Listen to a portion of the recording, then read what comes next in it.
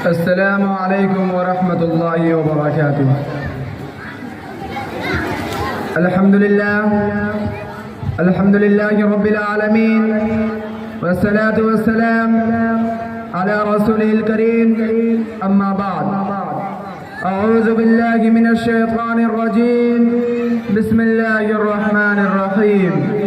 ولا تهنوا ولا تحزنوا وأنتم الأعلون إن كنتم مؤمنين. صدق الله العظيم. صدر محترم، قابل صدر احترام، اساتذہ کرام، حکم صاحبان، معزز مہمان نظام، بلالی بھائیوں اور بہنوں، آج میں آپ حضرات کے سامنے حالت حاضرہ کے پیش نظر مسلمانوں کی ذلت و پستی کے اسباب اور اس کے علاج پر قرآن و حدیث کی روشنی میں کچھ دیر لب گشائی کرنا چاہتا ہوں. امید کہ میری باتوں کو بغور سماعت فرمائیں گے اور ہماری ہمت افزائی فرمائیں گے. حضرات، آج میں آپ کو اس قوم کی داستان رنج و علم سناؤں گا جس کو خیر امت سے ملقب کیا گیا.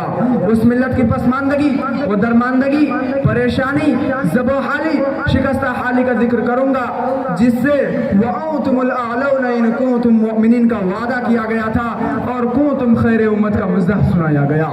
حضرات، تو آئیے اس موضوع کے تحت ہم ان اسباب و عوامل کو تلاش کریں جس کی وجہ سے ملت اسلامیہ کو ذلت و نکبت سے دوچار ہونا پڑا، طرح طرح کی مصائب و آلام کی چکی میں پیسنا پڑا، ظلم و استبداد اور قتل و غارت گری گڑھے میں گرنا پڑا، جبر و تشدد اور فرقہ وارانہ فسادات کے پہاڑ سے ٹکرانا پڑا. آج ہم غور کریں آخر وہ کون سی وجوہات ہیں جس کی وجہ سے ہماری عزت جاتی رہی، رعب و دبدبہ ختم ہو گیا، حاکم سے محکوم، آقا سے غلام، غالب سے مغلوب بننا پڑا. قرآن مقدس میں اللہ رب العزت نے مسلمانوں سے عزت و عظمت اور شان و شوکت کا وعدہ کرتے ہوئے اعلان فرمایا وَأَنْتُمُ الْأَعْلَوْنَ إِن كُنتُم مُؤْمِنِينَ. اے مسلمانوں، پست ہمت مت بنو اور غمگین مت ہو، تم ہی سربلند اور کامیاب رہو گے. شرط یہ ہے کہ تم مومن کامل بن جاؤ. ایسے ضعیف ایمان بننے سے کام نہیں چلے گا، بلکہ ہمالیہ پہاڑ کی طرح اپنے ایمان و یقین کو ٹھوس بنانا پڑے گا. ایمان کی حلاوت و چاشنی اور مٹھاس اپنے اندر پیدا کرنا ہوگا، تب جا کے تمہیں عزت و شرافت حاصل ہوگی، سربلندی و کامیابی حاصل ہوگی، اور زمانے میں تم جدھر جاؤ گے کامیابی و کامرانی تمہارے قدم چومے. حضرات، کیا وجہ ہے کہ مسلمانوں کو عزت و شرافت حاصل نہیں، سیادت و قیادت حاصل نہیں، حکومت و ریاست حاصل نہیں، جہاں بانی و حکمرانی کا منصب حاصل نہیں؟ اس کا جواب یہ ہے آج مسلمان نہ رہے. آج مسلمان اپنے مسلمان ہونے کا جھوٹا دعویٰ کر کے قوانین اسلام سے منہ موڑ کر، اسلام کے اصولوں کو توڑ کر اپنے آپ کو مسلمان پیش کرتے ہیں. آج مسلمان اسلام کے تمام زیوروں سے عاری و خالی ہو کر غیر مذلت کی سزا بھگت رہے ہیں. قرآن کو بلائے طاق رکھ کر ذلت و رسوائی کے زنجیر میں جکڑے ہوئے ہیں.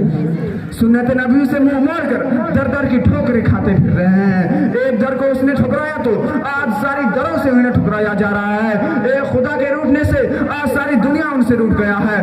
آج پوری دنیا کا جائزہ لیجئے، ہر گوشے میں مسلمانوں کا ظالمانہ قتل عام ہو رہا ہے. غارت گری، لوٹ مار اور فتنہ و فساد کا لاوا پوری طرح اٹھ چکا ہے. آج یہ تنگ نظر دنیا مسلمانوں کو کم ہمت سمجھ کر ہر موڑ پر دبانے کی کوشش کر رہے ہیں. کہیں مصائب و تکالیف کے جیل خانے میں بند کیا جا رہا ہے، کہیں جبر و تشدد کے ہتھیار سے اس کے جگر کو ٹکڑے ٹکڑے کیا جا رہا ہے، کہیں فرقہ وارانہ فسادات کے ذریعے رنگوں کی بجائے مسلمانوں کے خون سے ہولیاں کھیلی جا رہی ہے، کہیں اس کے معصوم بچے کو تیز تیز کر کے تڑپایا جا رہا ہے، تو کہیں اس کی بہو بیٹیوں کی عصمت دری کر کے ذلیل و خوار کیا جا رہا ہے. جیسا کہ کسی شاعر نے اس کی ترجمانی یوں کی ہے: تیغیں چلتی گئے، تشدد کی فضا چھاتی گئے، توقے زنجیر کے شعلے پہ بہار آتی گئے، کتنے بچوں کے بلکنے کی صدا آتی گئے، کتنے ماؤں کے سسکنے کی صدا آتی گئے. آج مسلمانوں کا قتل عام اس لیے ہو رہا ہے کہ اسلام اور قرآن کا نام و نشان دھرتی سے مٹا دیا جائے. دنیا کے ظالموں کو مسلم نوجوانوں کے چہرے میں محمد بن قاسم کا عزم و استقلال، غوری کی غیرت، حمیت اور صلاح الدین ایوبی کی فراست ایمانی نظر آنی. ملت اسلامیہ کے غیور نوجوانوں، اس لیے حالت حاضرہ کے پیش نظر آج ہمارے اوپر یہ فرض ہے کہ ہم صحابہ کرام اور سلف صالحین کی مقدس زندگی کی تاریخ اٹھا کر دیکھیں، ان کی سیرت، ان کے اخلاق و کردار کا گہرائی سے مطالعہ کریں، اپنے آپ کو قرآن و حدیث کی سانچے میں ڈھالیں اور اور اسلام کے حقانیت کو دل و دماغ میں جمع کر کے اسلام کا سچا سپاہی بننے کی کوشش کرے. قرآن و حدیث کی تعلیم سے اپنے ماحول کو, اپنے معاشرے کو, اپنے سوسائٹی کو, اپنے علاقے کو اور خاص کر سرزمین نیپال کو اس دلدل سے بچائے. ملت اسلامیہ کے مسلمانوں اور بزرگوں, جیسا کہ صحابہ کرام نے اپنے اندر ایمانی قوت و طاقت پیدا کر کے دینی کام میں عزم و استقلال کے پہاڑ بن گئے, من کان للہ کان اللہ کا مصداق ہو گئے, تو اللہ تعالیٰ نے ان کی آواز میں ایسی تاثیر پیدا کر دی کہ اپنے ایمان و یقین کے بدولت اللہ اکبر کا نعرہ لگا کر ہم اس کے قلیے میں زلزلہ پیدا کر دیا.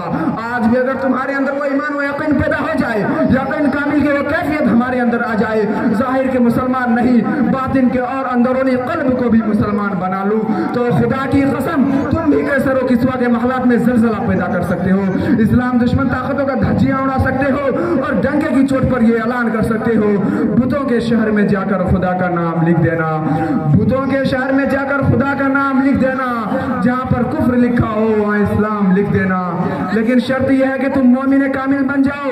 کیا وجہ ہے کہ حق پرستی تیری جرأت کی قسم کھاتی تھی, مصلحت آنکھ ملاتے ہوئے شرم آتی تھی, تیری کشتی سرگرداب اگر آتی تھی, نبض پندار تلاتم کی لرز جاتی تھی, آج سلاب حوادث تجھے ٹھکراتا ہے, آج سلاب حوادث تجھے ٹھکراتا ہے, اور تو صورت خاشاک بہا جاتا ہے, اور تو صورت خاشاک بہا جاتا ہے.